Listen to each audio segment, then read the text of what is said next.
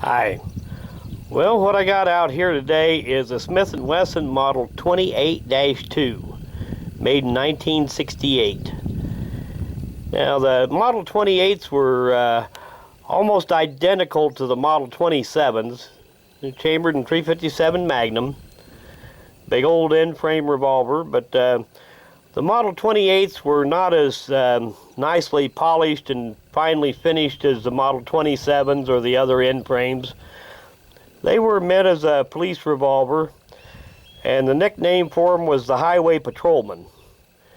And that's the name that they were known by up until 1957, when they started using numbered models instead of named models. Now, the only real differences between the Model 28 and the Model 27, except for the kind of dull finish on the Model 28, is that the vast majority of the Model 27s had target hammer, target trigger, and target grips, while the majority of the Model 28s had just the Magnum service grips like this and the semi-target trigger and hammer. Now, this one has had a trigger shoe installed on it to make the trigger control on double action a little better, which does help on them. But they didn't come that way. As you can see here, that's an add-on. Or maybe you can't see it very well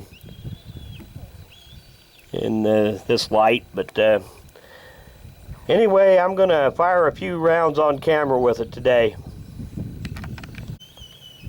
Now, the ammunition I'm using today is a fairly heavy load, 158 grain hard cast lead.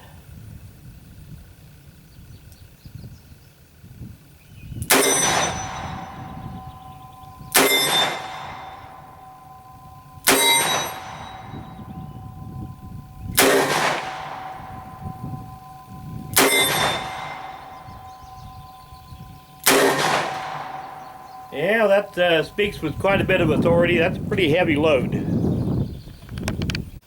Okay, now we'll try a cylinder full of 38 specials.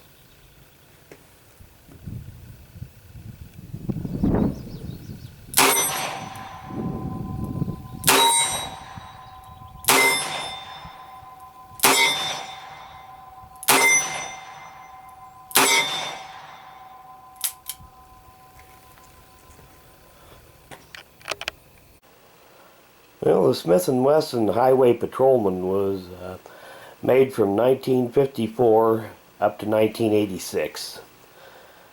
And they were designated the Model 28 in 1957. But unlike most Smith Wessons, this is one of the few that they continued to print the model name on it, the Highway Patrolman, as well as numbered designation, the Model 28. It's a Model 28-2, .357 Magnum, built on the end frame. Same as the Model 29-44 Magnum, except for the caliber, and the finish is not as nice on these. Essentially, this was made as basically a police gun. Find the serial number on the bottom of the grip frame. Old enough it still has the S prefix on the serial number. Magna grips. You do find these sometimes with target grips on them. Essentially, it's a Smith & Wesson Model 27 with a dull finish instead of a bright blue finish, and a semi-target hammer and trigger instead of the target hammer and trigger. Now, this one has had a trigger shoe installed on it, give you a wider area on the trigger, makes the double action trigger feel lighter than it is, which is not bad on these anyway. A nice smooth action. Single action pull is really light.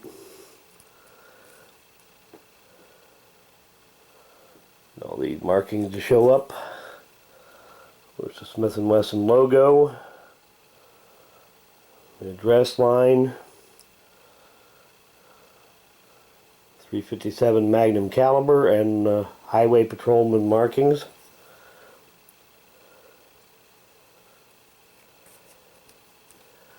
Just in general, a nice little piece of history and a real good shooter too. Well, thanks for watching.